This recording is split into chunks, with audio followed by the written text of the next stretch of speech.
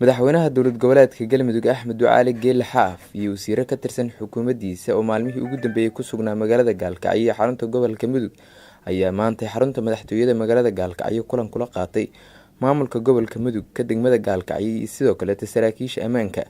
Kulanka ayaa ahaa mid diiradda lagu saarayay tayeynta canshuuraha iyo xoojinta ammaanka deegaanada Galmudug si loo horumariyo dowlad wanaagga iyo sidoo kale iskaashiga bulshada. kulanka oo hami saacada qaatay ayaa markuu soo ilaaday waxaa warbaahinta la hadlay wasiirka maaliyadda Galmudug Siciid Siyaad wuxuuna ka warbixiyay waxyaalihii looga hadlay kulanka maanta.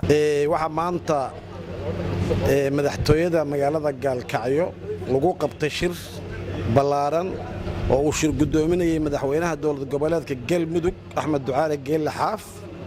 wasiirro badan ay joogeen, maamulka gobolka Mudug ay joogeen, maamulka degmada Gaalkacyo ay joogeen, taliyayaasha ciidamada nabad sugidda iyo booliisku ay joogeen. waxaa shirka looga hadlayay sidii loo dardargelin lahaa canshuurta ku waajibtay dadka reer Galmudug gaar ahaan gobolka Mudug degmada Gaalkacyo. arrimaha amniga laga bilaabay markii ugu horeysay sida aad ku aragtay warqadda ajandaha amniga laga bilaabay. taliyayaashii ku shaqada lahaay baa ka hadlay amniga in la sugo, dabadeedna canshuurta la qaado, hawshu isla bilaabato.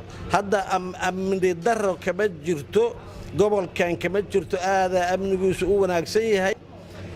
arrintaas shirkaas wuxuu ku soo dhammaaday si guul ah, waxaana la isku raacay in laga bilaabo canshuur ururin ballaaran oo baahsan oo meel kasta qusaysa.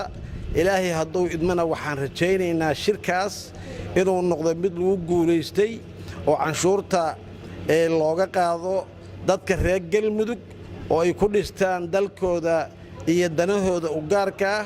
waxaa la isla soo qaaday in aan marnaba laga maarmi karin canshuur in la qaado.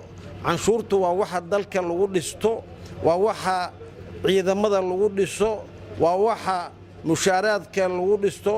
waxaa la isla gartay isla xisaabtan ballaaran oo meesha u koraysa iyo meesha u hooseysa quseeya in la galo, la isla xisaabtamo. wasaaradda maaliyaddu canshuur ay bilowdo, ayadana lagula xisaabtamo canshuurtaasi meesha ay ku dambayso iyo waxa lagu qabto. guddiyaha la iska sii dhex qabtay. Caali Nuur Cayn, warbaahinta Goobjoog, Gaalkacyo.